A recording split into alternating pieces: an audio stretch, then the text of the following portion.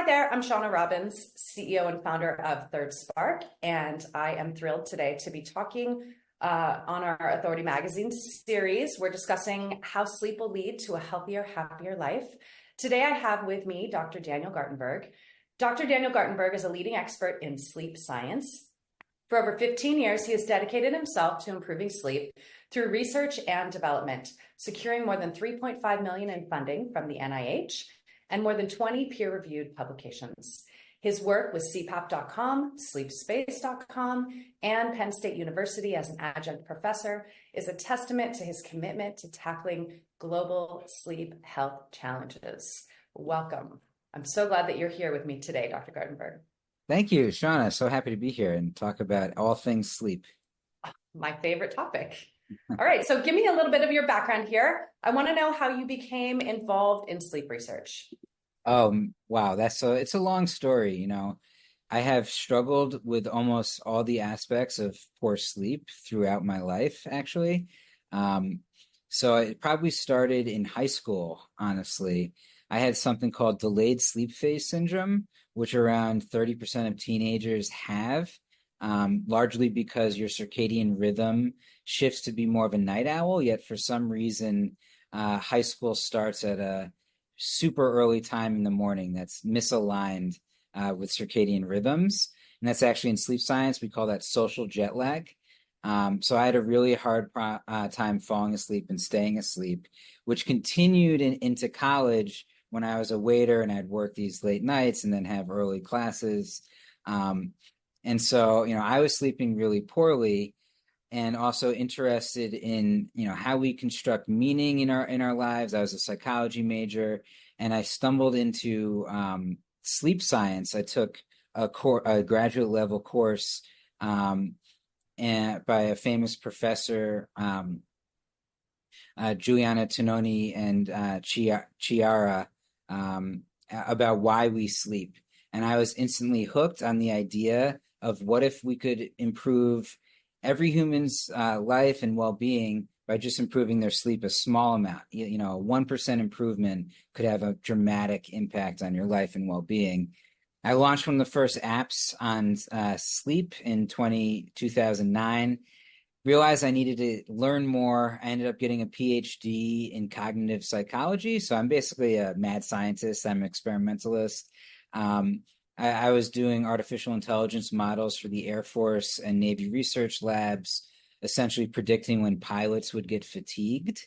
That was what my dissertation was on. And then I ended up getting a bunch of grants, as you mentioned, trying to find ways to enhance sleep with sound, light, and temperature. And I spearheaded the quantified self movement around that time in DC, which is like a group of biohackers interested in optimizing themselves. And in this process, I actually identified that I had mild sleep apnea, which is another personal reason why, and thing that I'm dedicated to helping our society solve. So that's the gist of why I'm interested in it. And I truly believe it's the gateway to all things health and well-being. So just trying to get I agree 100% wholehearted with that as well. Can you give me an idea or an example of a case study or an experience that you had with somebody who was able to change their sleep, improve their sleep, and have it really change their life and their, quality of life and their well-being? Yeah. So, I run this company, Sleep Space, and through that, we've coached hundreds of people on how to improve their sleep. There's sort of like 5 main types of sleepers that I've characterized. There's the insomniac, the person that struggles with falling asleep and staying asleep. And we actually completed a randomized controlled trial on more than 60 people, showing that we effectively essentially cured a large percentage of people's insomnia when a trained clinician used our technology alongside 6 weeks of cognitive behavioral therapy for insomnia.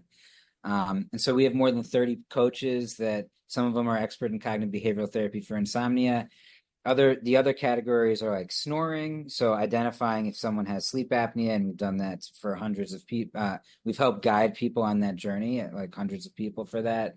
The biohacker, the person that just wants to make sense of their wearable data, probably recently, one of the most common questions that I get. I mean, I'm fielding like tens of messages a day about people's sleep. Um, and people just don't know what to make of their wearables. So we sort of help them make sense of it all, because a lot of times they'll give different information. They can make you more anxious. So that's the other aspect. The third thing is the biohacker. And then there's a group of people that like have some kind of underlying sleep problem, maybe menopause impacting your sleep quality. And we have a team of coaches that are experts in that. There's other underlying sleep disorders that can come up that aren't as common. And we're not actually we're like guiding people towards treatment. And so, things like narcolepsy, and then, the other category is like the athlete, and then the final category is actually sleep training babies. There's a big need for that as well. Absolutely, there is for the poor parents. So, I mean, I can go through. Do you want an explicit example of If you have anything off the top of your head? I mean, I know you've given us your example of your personal struggles with sleep. Do you have anybody in particular, a case study that you can think of where they were really struggling and then you were able to help them, have some great outcomes? Here's a unique study that I think is really might resonate with a lot of people. But so there was a woman recently who I spoke with who, if you were to look at her, and I'm generalizing here, you wouldn't think she had sleep apnea. She wasn't overweight. A lot of people think that you have to be overweight to have sleep apnea, but that's not necessarily the case. Oftentimes, basically, sleep apnea can also go undiagnosed for females, because the typical definition of how we diagnose it is based on basically your blood oxygenation decreases by 3% over a short period of time. And it's more common, just how men's anatomy is constructed, for men to exhibit that symptom. But women can often have like a 2% decrease, and it goes under the radar of being detected as sleep apnea. And it's actually called upper airway restriction. So we guided her to getting a full sleep test, and we were monitoring her sleep on a wearable using my system uses the Apple Watch, but we can also use Aura and Whoop and other things. When we actually saw is when she was effectively treated for the sleep apnea, her deep sleep increased from like 2 minutes to like 50 minutes. And when we did this, we're not just doing the solution, the CPAP is one of the effective solutions for sleep apnea. That's the one that she ended up using. That's sort of the first line treatment. There's other things too that people don't, she was a severe case, so that made more sense for her. And we navigated her seeing her doctor to get diagnosed with all this stuff and treated.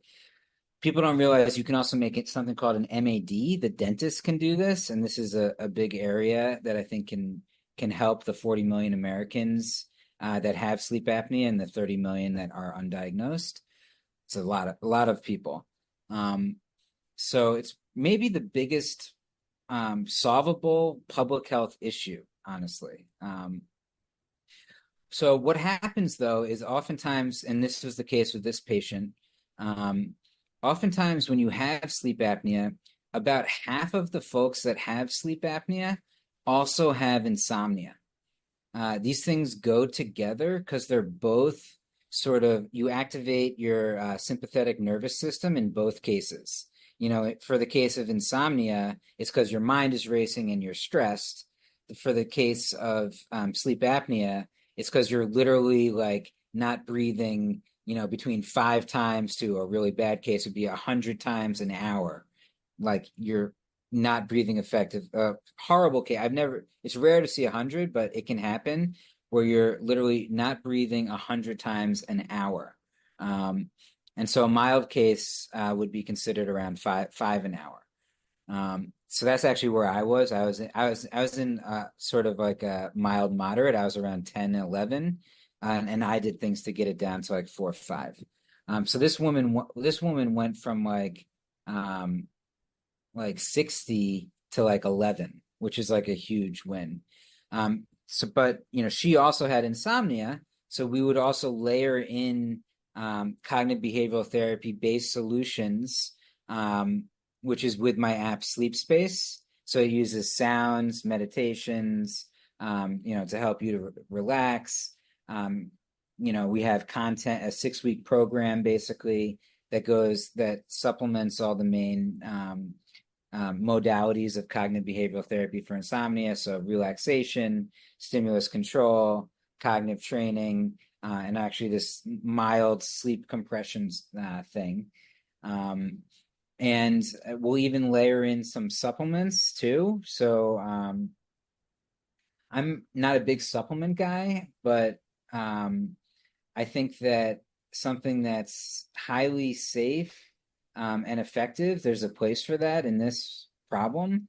I like this one recently I've been playing with. It's called mdbiowellness.com, and it uses GABA basically. So we're layering in the long-term behavior change stuff with a super safe supplement. GABA is basically the most common inhibitory neurotransmitter. So it's particularly good for like the anxious mind. And this person had apnea and sort of like the ruminating mind. And so, yeah, we got her deep sleep way up. And now she's, I would call her a healthy sleeper now. Wow, that's amazing. GABA is really an important neurotransmitter that a lot of women, especially as they age, make less and less of. And so I think that that's fantastic. I love the app that you've created. I actually can't wait to use it. I'm really thrilled about that. Are there any other technologies? You touched on wearables, you touched on your app, you touched on, any other technologies that we should know about that you think are really impacting the sleep space right now? Yeah, and sorry if I'm giving long-winded answers. No, your answers are wonderful. Okay. Please. It's just there's so much here Of course. to delve into. Yes, I know a lot about the technologies. So my whole thinking in this for at least 10 years now has been, how do we use super safe things like sound, light, and temperature to augment sleep? So my tech stack is mainly based on sound and light. So I'll actually measure your sleep during sleep, which is technically a difficult thing to do, and adjust a sound machine to more effectively block out noise pollution. And we actually play a delta wave frequency, which this is something we've researched. There's some evidence that it could help with deep sleep. And then we do something called a sleep journey. I set it up where I press start. All my lights turn red. We integrate with LifeX smart bulbs because basically red, and this is part of like sleep hygiene and part of like our insomnia-based intervention. So red is better for viewing at night. Basically, like dim red light will prevent the expression of the inhibition of melatonin, which is what you don't want. So we wake up in the morning, even if our eyes are closed, they can sense light that comes through our window if we don't have blackout blinds. This inhibits the expression of melatonin. This is part of the process that wakes us up in the morning. So essentially, you don't want bright white from your screens at night. You want dim light. Red is better. There's a couple of evolutionary biology reasons for that.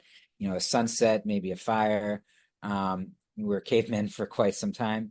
And then it ramps up like a sunrise in the morning at your wake up time in sort of like a gradual way. So that's the sound and light aspect. There's more. There's crazy stuff with the sound too that I'm working on. But then there's also temperature, and there's a lot of evidence that reducing your internal body temperature helps you fall asleep. So this is something I'm sort of exploring more now. There's a couple solutions for this, but the one that I'm working with this company, and I think it's a really good solution. It's called Perfectly Snug. It's basically a topper that can control the temperature on the left versus the right side of the bed. So for example, it's actually a little bit different now that my wife had a baby. She runs a little hotter, I would say. Yeah. But I used to run a lot hotter than her. Um, so I would want it much colder than she would, basically. And it's just sort of hard to navigate that. One simple solution besides this topper is to just have multiple, keep it cold in the bedroom and have multiple thicknesses of blankets, so you can sort of adjust accordingly. It's easier to be cold and use blankets to get warmer. If the environment is warm, it's hard to get colder, sort of. But this thing also, helps you fall asleep by reducing your internal body temperature, and it sort of adjusts to. So it's pretty cool technology, and it could potentially help with hot flashes and stuff like this as well. It actually helped my wife a lot with her back pain and inflammation and stuff. Um, so those are the technologies at top of mind. The other big one is there's been a lot of innovation recently in remote sleep apnea testing. So it used to be you'd have to like go to a sleep lab, they hook you up to EEG, it's like cumbersome. Now, we work with a company, there's a couple of them, but we work particularly with a company called Wesper, which I think is a really good product. And there's a link, I can share it with you, that you can basically get it drop shipped to your home for $67. Like, forget insurance, like don't go through this whole thing. And it will produce data that a MD could use to actually diagnose sleep apnea. It's basically two patches that you put on your stomach and a pulse oximeter, and you can wear it just one night. I would recommend wearing it 3 nights actually to get a good read. And they'll drop ship it, and you'll have it for a month, and then you'll ship it back to them. Those are the Wow. big ones. Yeah, That's going to make a big change in what did you say, 30 million Americans that are undiagnosed with sleep apnea? exactly. Yeah. And honestly, it's probably like 30 million are undiagnosed, and I would say like 80 to 100 million are suboptimal breathers at night. So the technical diagnosis for sleep apnea is you have 5 or more AHI, apnea hypopnea index. So basically instances of when your blood oxygenation drops by 3% because you're not breathing, basically, or more. So if you have 5 or more of those an hour, that's technically the threshold for maybe you have sleep apnea, and you got to see your doctor for them to give you that diagnosis. But if you're not breathing effectively 3 to 4 times an hour, or even two, that's really not so good. You shouldn't be choking 3 times an hour. It's super linked to like cardiometabolic disease. That was my next question. I was going to ask Yeah. you if you could elaborate on what happens to the body when it doesn't sleep well. Yeah, so it's probably like a precursor. Like if you're in like the 2 to 4 range, I think it's highly and this is sort of like where I sit, my personally, if you're in like the 2 to 4 range, it's highly likely that you're like 10 pounds overweight or 15 pounds overweight or something like that. Um, there's a famous study, the Wisconsin cohort sleep study or something like this, that was done on like thousands of people, following them with who had sleep apnea, and basically untreated sleep apnea takes off around 5 years of your life expectancy. So that's pretty significant. That's really a significant thing.